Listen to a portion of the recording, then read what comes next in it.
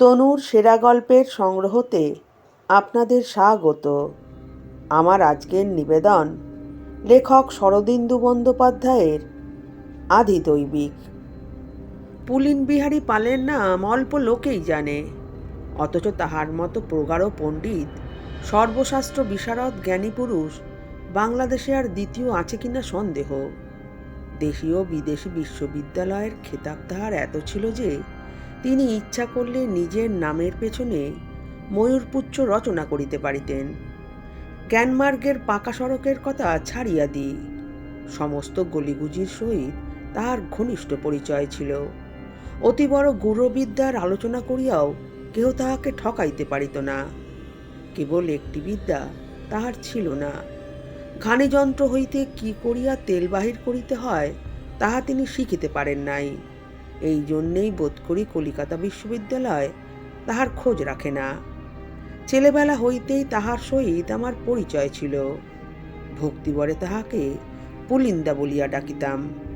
বিপদে আপদে অর্থাৎ বিদ্যাঘটিত কোনো সংকটে পড়িলে তাহার শরণাপন্ন হইতাম। কখনো নিরাশ করেন নাই। তাহার ভাস্বর বুদ্ধির প্রভায় মনের সমস্ত সংশয় ঘুচাইয়া দিয়াছেন। মানুষ হিসাবে হয়তো সহজ ও স্বাভাবিক বলা যায় না, সাধারণে তাহাকে খামখেয়ালি বলিবে, কিন্তু এমন পরিপূর্ণরূপে আত্মস্থ একান্তভাবে নিরভিমান মানুষ আর দেখি নাই।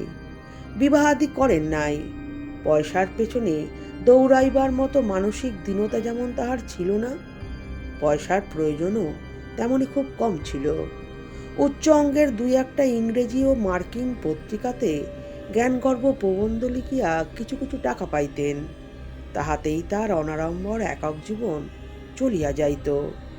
বছর দুই পুলিন্দাকে দেখি নাই। মাঝে মাঝে ডুব মারা তাহার অভ্যাস। একদিন খবর পাইলাম তিনি কলিকাতার উপকণ্ঠে বজবজ লাইনের একটি জনপদে বাস করিতেছেন এবং একাগ্রচিত্তে বাংলা ভাষাতত্ত্বের গবেষণা করিতেছেন।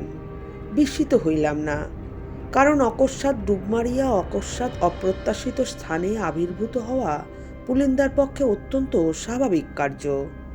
একদিন বৈকালে তাহার সহিত দেখা করিতে গেলাম। অনেকদিন তাহাকে দেখি নাই সেজন্যও বটে।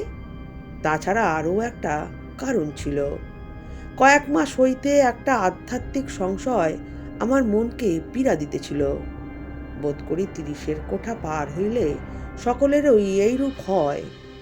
আধ্যাত্মিক সংশয়টি আর কিছুই নয়, সেই আদিম সংশয়। জন্মান্তর আছে কিনা, মরিবার পর আত্মা থাকে কিনা, ভূতপ্রেত আছে কিনা। প্রাচীন মুনিঋষি অবতারগণের সহিত আধুনিক মুনিঋষি ও চিন্তাবিদগণের এ বিষয়ে এত অধিক মতদ্বৈধ যে মনটা একেবারে গুলাইয়া গিয়াছিল। খাঁচায় ধরা পড়া ইঁদুরের মতো আমার বুদ্ধি একবার এদিক একবার ওদিক ছুটাছুটি করিতেছিল, কিন্তু কোনো দিকেই পথ খুঁজিয়া পাইতেছিল না। এইরূপ মানসিক সংকটের মধ্যে পুলিন্দার খবর পাইয়া ভাবিলাম তাহার কাছেই যাই। এই সমস্যার একটা বুদ্ধিগ্রাহ্য সন্তোষজনক সমাধান যদি কেউ দিতে পারে তো সে পুলিন্দা।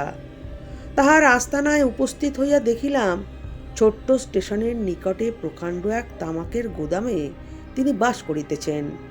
দ্বিতল বাড়ির উপরতলায় তামাকের পাতার বস্তা ঠাসা আছে, নিচের তলায় দুটি ঘর লইয়া পুলিন্দা থাকেন। উপরতলার সহিত তাহার কোনো সম্বন্ধ নাই। অধিকাংশ সময়ই উপরতলাটা বন্ধ থাকে। এই 2 বৎসরে পুলিন্দার বয়স যে বাড়িয়াছে তাহাতে সন্দেহ নাই। তাহার মাথাটি স্বভাবতই ডিম্বাকৃতি। লক্ষ্য করিলাম ডিম্বের উপর হইতে চুল ঝরিয়া গিয়া শীর্ষস্থানটি বেশ চকচকে হইয়াছে। নাকের উপর একজোড়া চালসের চশমা বসিয়াছে, কিন্তু স্বভাব বিন্দুমাত্র বদলায় নাই। তিনি মেঝে মাদুর পাতিয়া চারিদিকে পুঁথি কাগজপত্র ছড়াইয়া বসিয়া আছেন।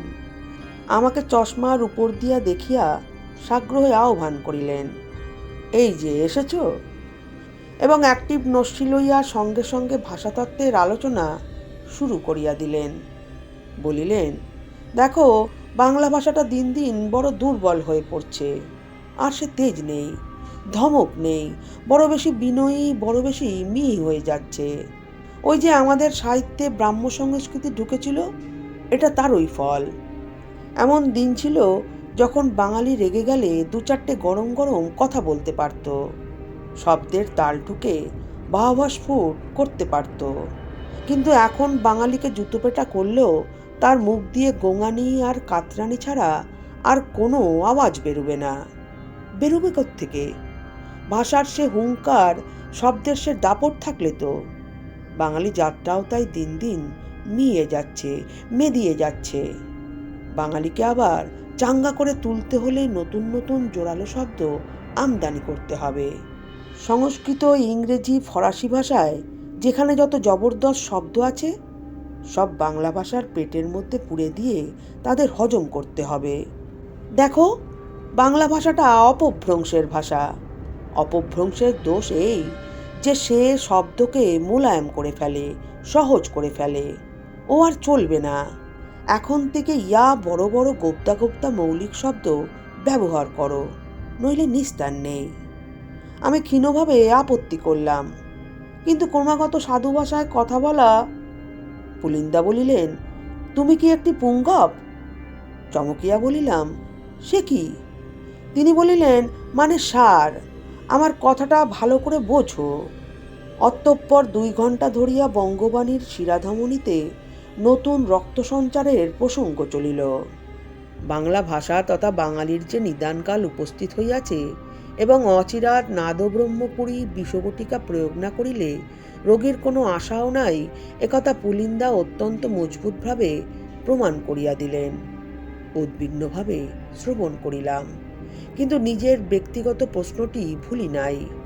তাই অন্ধকার হইয়া গিয়াছে দেখিয়া তিনি যখন আলো জ্বালিতে উঠিলেন, তখন আমি তাক বুঝিয়া আমার আধ্যাত্মিক সমস্যাটি পেশ করিয়া দিলাম। পুলিন্দা আলো জ্বালিয়া আবার আসিয়া বসিলেন। নাকের মধ্যে ডবল টিপ নস্যি ঠুসিয়া দিয়া সজল নেত্রে বলিলেন, ভূত, প্রেত, আত্মা, পরমাত্মা, পরলোক, জন্মান্তর অসিদ্ধ, কারণ প্রমাণাভাব।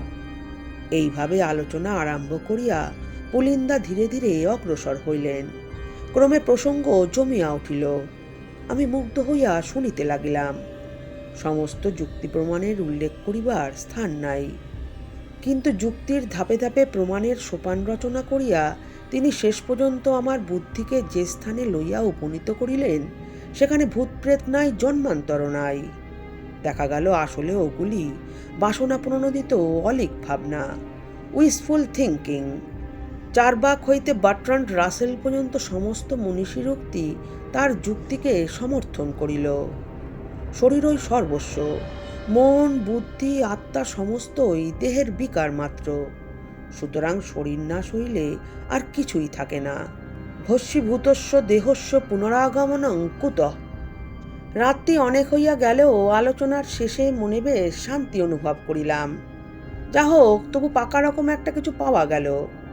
আত্মার দেহ বিমুক্ত স্বতন্ত্র অস্তিত্ব যদি নাই থাকে, তবে সে সম্বন্ধে নিঃসন্দেহ হওয়া ভালো। 2 নৌকায় পা দিয়া জীবনযাত্রা নির্বাহ করার কোনো মানে হয় না।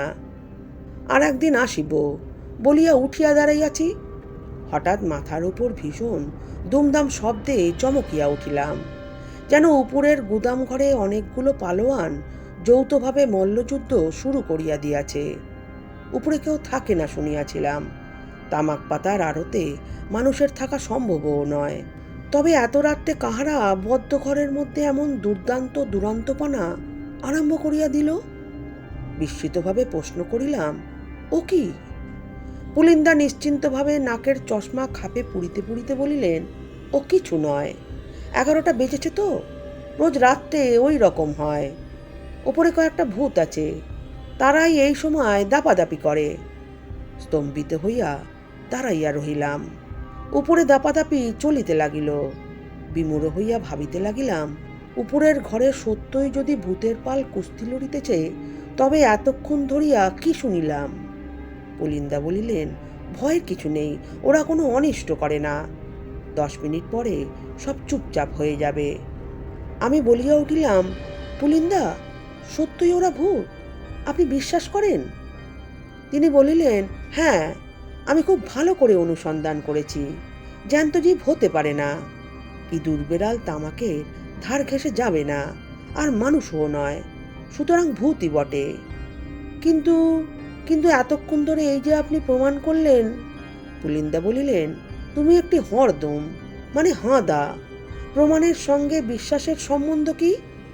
ভূত আছে এটা ন্যায়শাস্ত্র মতে প্রমাণ করা যায় না, তাই বলে বিশ্বাস করব না? ওই যারা উপরে হুটোপাটি করছে, ওরা কি প্রমাণের তোয়াক্কা রাখে? জেনে রাখো, যুক্তির সঙ্গে বিশ্বাসের কোনো সম্পর্ক নেই। আচ্ছা, রাত হয়েছে, আজ এসো তাহলে। উপরে ভূতের নৃত্য চলিতে লাগিল। আমি চলিয়া আসিলাম। নমস্কার।